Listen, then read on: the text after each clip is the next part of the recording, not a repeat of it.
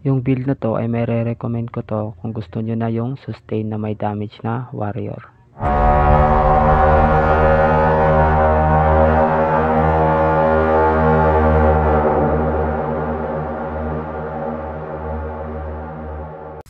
What's up guys, Yudong Plays nagbabalik na naman para sa isang panibagong content. Sa video na to guys, isasagutin natin ang tanong ni Idol.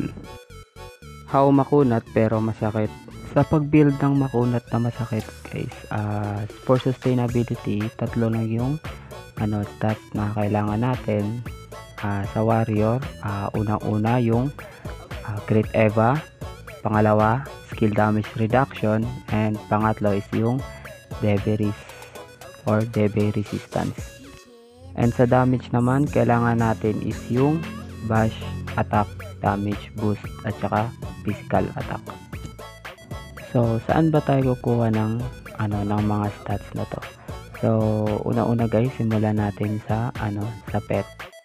Una-una, yung pinaka recommendable ko sa sustain warrior and my damage is yung Flamehorn. Bakit Flamehorn? Meron yang crit eva at saka skill damage reduction. Pangalawa, soul repair, ayan, may DB resistance and bash attack at saka skill attack. Bali yan, sustain and attack type. And sa naman, pangatlo is yung near, may crit eva din tsaka skill damage reduction. At pang-apat is yung Zakan, kasi yung skill damage reduction na 15% yung kinukuha natin dito. And panglima, kung wala kayong legend, epic lang, pwede din yung Poy Poy kasi nagbibigay yun ng 15% na skill damage reduction. So punta naman tayo sa Magic Stone guys. Pinaka main stats na hanapin nyo dito sa Magic Stone, number 1 is yung crit eva. Ayan, kung makikita nyo sa mga Magic Stone ko, dapat maganda naka-crit eva yan lahat para yung purpose yung crit eva kasi para hindi mag-crit yung kalaban. And sa enchants naman guys, sa equipment, I recommend din kung gusto niya talaga ng sustain is yung DB resistance. Ayan, isa din niya sa magpapakunat sa'yo para hindi umilaw yung kalaban sa'yo.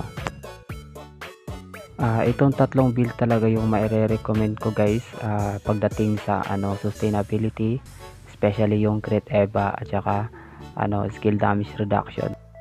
Kasi kung mapapansin nyo, mostly sa mga karakter ngayon, especially Arba, yung mga high penetration na mga karakter ay nakafocus sila ngayon sa skill attack and crit na stats.